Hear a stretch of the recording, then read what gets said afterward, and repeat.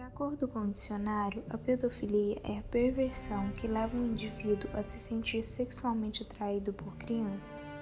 Trata-se de um tipo de doença mental em que o desvio de sexualidade pode levar ao abuso sexual. O pedófilo é, na maioria das vezes, uma pessoa que aparenta normalidade no meio profissional e na sociedade. Ele se torna criminoso quando utiliza o corpo de uma criança ou adolescente para sua satisfação sexual, com ou sem uso da violência física. O pedófilo, em geral, tem dificuldades no convívio social com outros adultos. Por outro lado, podem estabelecer fortes laços emocionais com as crianças abusadas, que vão além do simples prazer sexual. Para piorar a situação, é comum que, devido à aproximação, a criança não perceba claramente o momento da transgressão e que, mesmo que se sinta incomodada pelo ato, não faça objeções por medo de pôr em risco sua relação com o abusador. Quais são os danos causados em uma criança vítima de pedofilia e abuso sexual? É possível revertê-los? Bem, cada pessoa irá fazer o seu processo de subjetivação em relação ao fato ocorrido. Então, é o seguinte, alguma pessoa pode apresentar mais danos do que as outras, mas uma coisa é certa, é algo muito íntimo e que vai atrapalhar a pessoa em alguma fase da sua vida. Geralmente, é necessário o acompanhamento psicológico, em alguns casos, dependendo do nível do trauma, até mesmo entrar com algum tipo de medicamento para que a pessoa consiga ter uma vida normal, apesar de ter sofrido esse abuso. A família também é afetada por esse tipo de violência. O que é necessário para que todos os afetados possam se recuperar? Bem, cada família tem uma estrutura peculiar a ela. Então, dependendo de quem é essa pessoa que cometeu o delito, isso vai influenciar a família de uma forma ou de outra. Mas é notório que, pelo que a gente observa nas informações que chegam até a gente, que geralmente são pessoas próximas da criança, geralmente, que cometem algum tipo de situação como essa. Então, sendo uma pessoa próxima, isso pode, muitas vezes, trazer um conflito para toda a família. E aí, geralmente, quem irá ter necessidade de passar por um acompanhamento psicológico, não apenas a vítima, mas às vezes outros membros da família, para que aquele fato não fique tão marcante na vida da criança que sofreu a violência e na vida dos pais. Porque quando a gente está fazendo o atendimento de uma criança, num caso desse, por exemplo, a gente tem que você não pode frisar tão diretamente o que houve com ela, no caso da violência. Você tem que fazer um trabalho de acolhimento para que ela tenha uma confiança e, a partir da confiança, ela possa, por ela mesma, expor o fato que aconteceu e como ela se sente pelo que aconteceu. Porque, às vezes, dependendo se foi, às vezes, um membro da família mesmo, ela se sente, às vezes, culpada por ter acontecido aquela violência. Então, o papel da psicologia nesse sentido é tentar ouvir o que a criança está sentindo e, a partir daí, dar suporte para que ela fique melhor e que ela veja que ela não é culpada pelo que aconteceu e sim uma vítima. O pedófilo sofre de uma psicopatia, mas a maioria dos estupros não é causada por pedófilos. Qual é a diferença entre o pedófilo e os outros tipos de abusadores sexuais? Bem, para a gente deixar bem clara a questão do pedófilo, a gente tem que pensar que a particularidade dele é que o desejo sexual dele é ligado à questão do infantil. Igual eu pesquisei, é para menores de 12 anos, geralmente, que fica a estatística que é considerada a questão da pedofilia. A gente tem que pensar que a pedofilia é esse desejo de ter a relação com a criança. Mas muitas vezes a pessoa que sofre desse mal, ela não comete o ato em si. Ela fica resguardada, às vezes até mesmo assim, são pessoas que têm muita dificuldade da interação sexual, porque ela tem ciência do problema que ela tem, então ela tenta ter o controle para que não tenha esse tipo de problema e que necessita muitas vezes de um acompanhamento psicológico muito sério, porque geralmente a pessoa que tem a noção do que realmente está acontecendo, as pessoas sofrem muito com isso. Às vezes, o que a gente fica sabendo na mídia, por exemplo, em relação à pedofilia, é só os fatos, assim, por exemplo, que aconteceu alguma coisa, que pegou material, pegou isso, mas isso, assim, isso é o que aparece. Mas existe muita gente que às vezes pode ter o transtorno e que consiga esconder isso intimamente e que isso não venha à tona. No outro caso, que a gente vai pensar na questão dos outros estrupadores, por que acontece isso, aí a gente vai ter que pensar que é outro tipo de psicopatologia que existe nessas pessoas, mas que o desejo sexual dela não está apenas vinculado à questão do infantil. É um desejo sexual que ele está transtornado, mas que ele não é dirigido apenas para o infantil. Ele é dirigido para outros tipos e isso é que faz a diferença de um caso para o outro. O médico diagnostica a pessoa com pedofilia quando ela se sente extremamente angustiada ou há prejuízo na sua capacidade de funcionamento devido ao fato de ela sentir-se atraída por crianças ou quando põe em prática seus desejos. Simplesmente colocar o pedófilo na cadeia ou em outra instituição, mesmo por muito tempo, não muda os desejos ou fantasias pedófilicas. No entanto, alguns pedófilos presos submetidos a tratamento de longo prazo e monitorados, geralmente com o uso de medicamentos, podem deixar de praticar atividade pedófila e ser reintegrados à sociedade.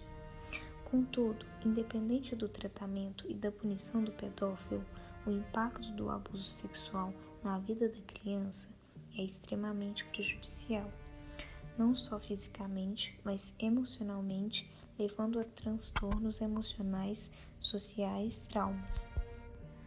Casos graves de abuso sexual de crianças são noticiados com frequência, porém, são uma parcela pequena das ocorrências. Na maior parte das vezes, a pedofilia se manifesta em formas de abusos menos perceptíveis. A mera observação de crianças em situações cotidianas, especialmente quando há maior exposição do corpo, é comum. A masturbação na frente de crianças e carícias com intenções ambíguas também são recorrentes.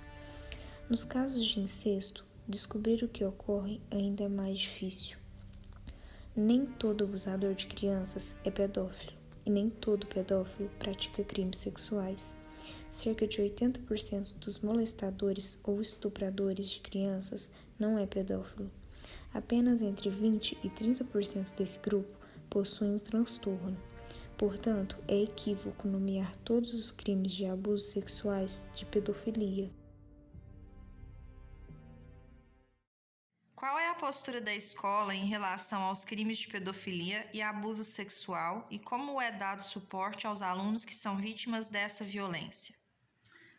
Bom, o papel da escola é, em primeiro lugar, de cautela. É um assunto bastante cauteloso e de investigação. A escola vai investigar o que está por trás daquele comportamento do aluno e, havendo a suspeita, o papel da escola é denunciar junto aos órgãos competentes.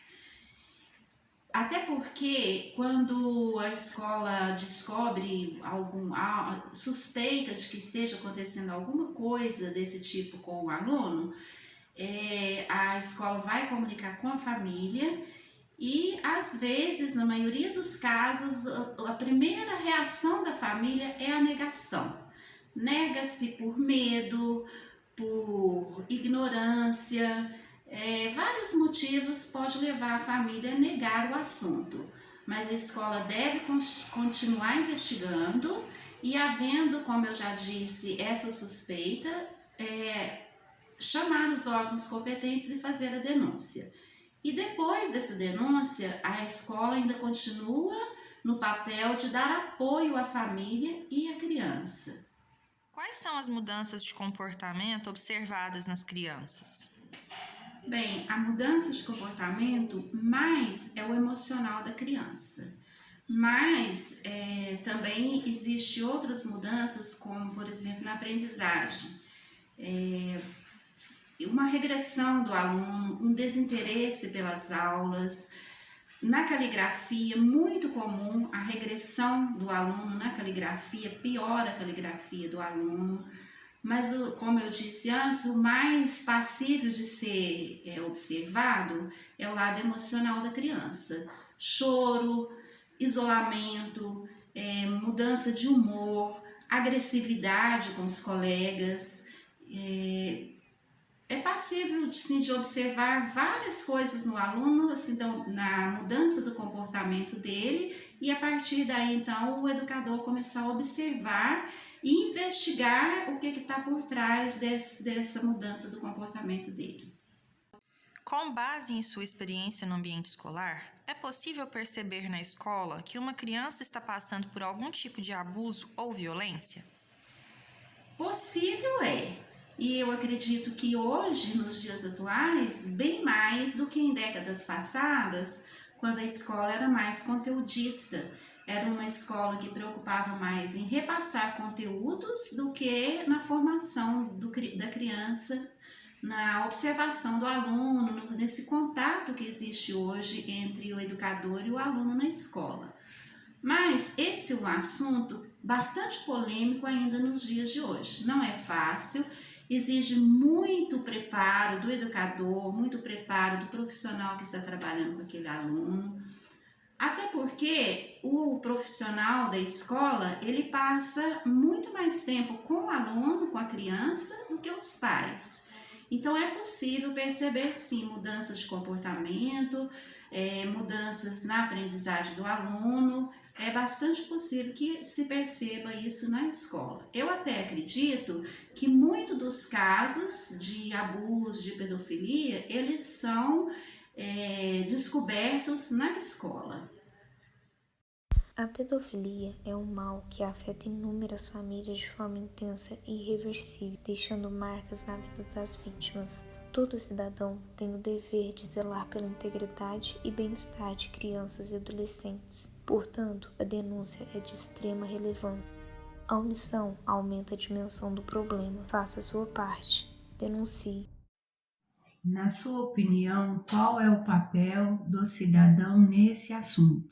Bom, o cidadão, ele tem a responsabilidade de denunciar qualquer caso que ele suspeite, que ele veja às autoridades. Não somente ao Conselho Tutelar, mas também à polícia, para que as devidas atitudes sejam tomadas, né? Isso é uma responsabilidade social, porque por meio da denúncia nós podemos fazer com que crianças não tenham a sua infância perdida, violada e traumatizada. Outra coisa interessante é que os pais, eles ensinem as crianças desde pequena a reconhecer que uma pessoa não está agindo da forma correta com elas. É o filho saber dizer para a mamãe dele que uma pessoa colocou a mão em um lugar onde não foi legal. É a criança contar para o papai ou para a vovó que uma pessoa falou uma coisa estranha para ela e que ela se sentiu incomodada com isso. É interessante a criança saber que ela também tem limites e que esses limites não podem ser violados, né? Porque é colocado como se fosse uma coisa que somente os adultos reconhecem, só que a criança pode perceber que tem alguém agindo de má fé com elas. E crianças são honestas, são sinceras, elas contam a verdade, né? E a omissão da sociedade é um agravante para esse problema. Então, em qualquer caso de suspeita, viu alguma coisa, está suspeitando, denuncie. A omissão atrapalha, faz com que crianças tenham a infância perdida, tenham a infância manchada e às vezes vivam com traumas pelo resto da vida.